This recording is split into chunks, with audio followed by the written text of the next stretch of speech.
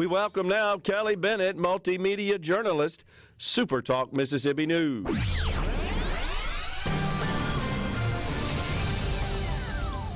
Good morning, gentlemen. All right, Kelly, you're safe and sound, and hopefully you didn't experience too much bad stuff associated with the storm that moved through the coastal area. What you got for us? Well, it's kind of interesting. I think every time a hurricane is moving in, we weren't going to get a direct impact. It hit the Louisiana coast first, but then it was moving directly north from there up into South Mississippi. So then your concern is flooding. And of course, we've had a lot of drought issues where they had, what is the bug that's affecting our trees right now? The beetle? And then we've had rain. We've had rain for days, and so that kind of weakens the trees at the roots, so they were worried about that. I got to tell you, Ricky Matthews was on earlier on the Gallo show, and he talked about how he felt like the coast kind of dodged a bullet. I don't want to put it that way because I don't really care for that phrase. I think we use that phrase a lot on the coast after a hurricane. So I think what I've been saying this morning is Francine treated us gently. Is what she did. So Gotcha. There's a lot of flooding going on. There are still communities like in Hancock County. I was really concerned about the Jordan River Shores community and the Kill because it tends to flood really badly during hurricanes. But the residents were out there this morning cleaning out their driveways and garages, saying they felt like they've been spared.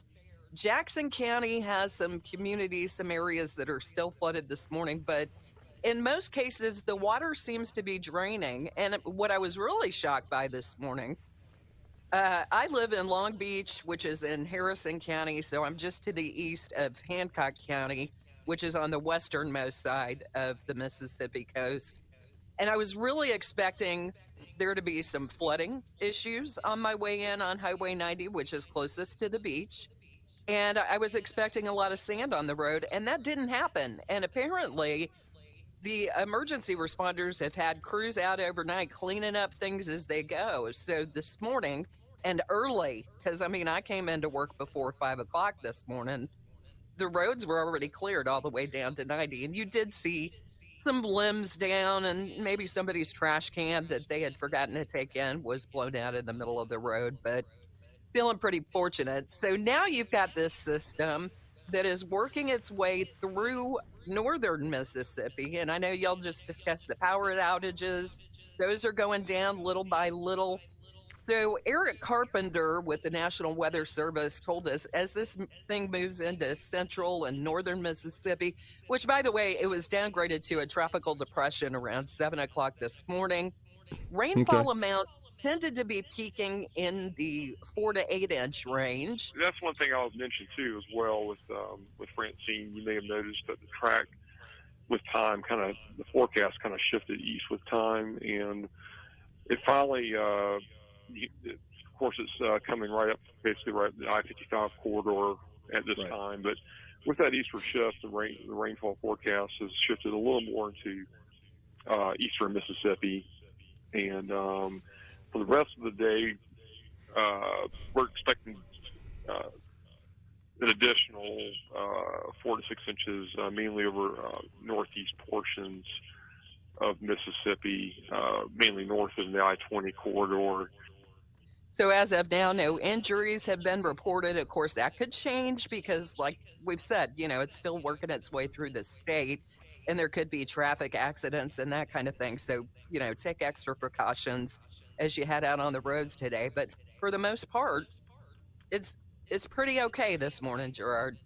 Yeah, well, good. It appeared to me that it was losing some strength as it traveled northward. That was expected, I think, from a lot of wind shear in the atmosphere that was going to chop it up. Ricky Matthews was on with us yesterday discussing that. He does have a pretty good grasp of all of those concepts associated with these severe weather systems. He's kind of a junkie and a hobbyist with respect to tracking hurricanes along the coast. So, and I do believe that apparently is exactly what happened. What are you hearing with respect to crews responding to power outages? Have the power companies, Entergy, Mississippi Power, provided any updates to our news department on this? In fact, I just got off the text with Kayla at Mississippi Power. She's like, do you want me to come in and give you an update? And I'm like, I really don't. I'm pretty swamped right now.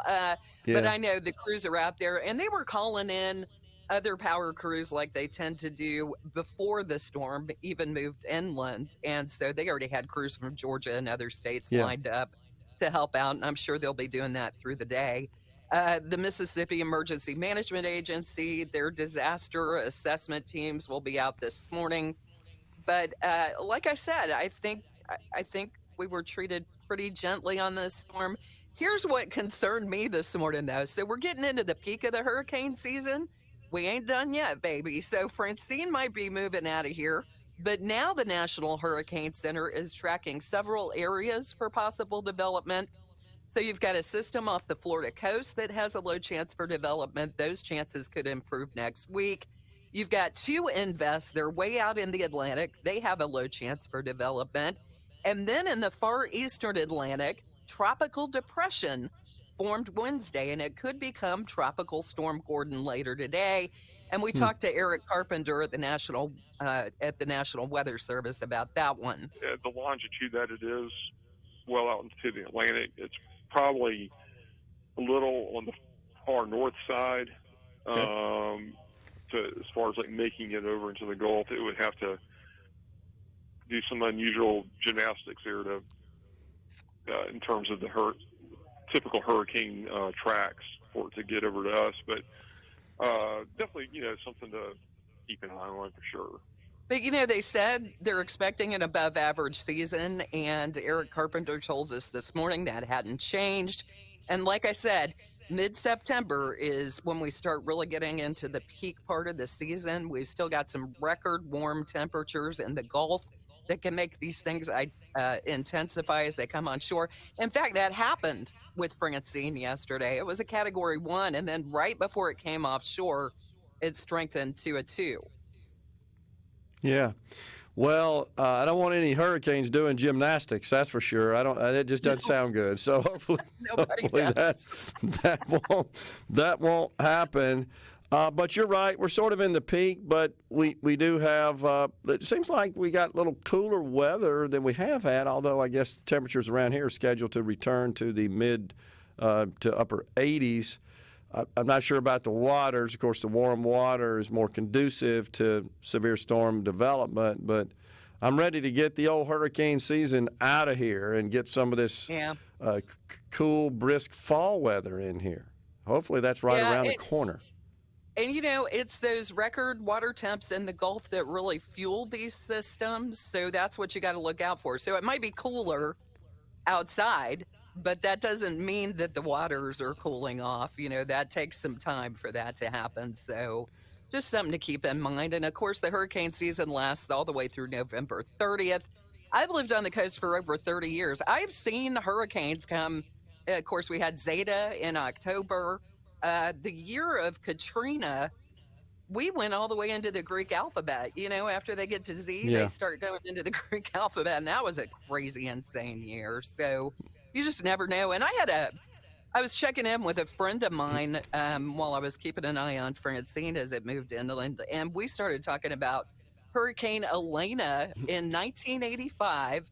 And a lot of people on the coast will never forget Hurricane Elena because it actually did a loop-de-loop in the middle of the Gulf. It happened on Labor Day weekend in 85. And news people were being told, hey, go home. It's not going to hit us. Don't worry about it. Go enjoy your weekend. And then everybody started getting phone calls. Hey, come back. The storm's coming this way. We need you on the air. So, you just never know. These things are really unpredictable. Totally are. We got a couple of minutes left. Anything in particular you're tracking in the news? Wow, that's a good question. I haven't really had a chance to focus on much more than Francine this morning. But you know what? If you want a list of closings and there are delayed starts and that kind of stuff today and any flood warnings and all that stuff, it's all at supertalk.fm, and we're going to keep you up to date through the day as this thing moves. through central Mississippi and into northern Mississippi. So that's where all that information lands if you need to know. Kelly, great report. Thanks for joining us. Thanks, guys.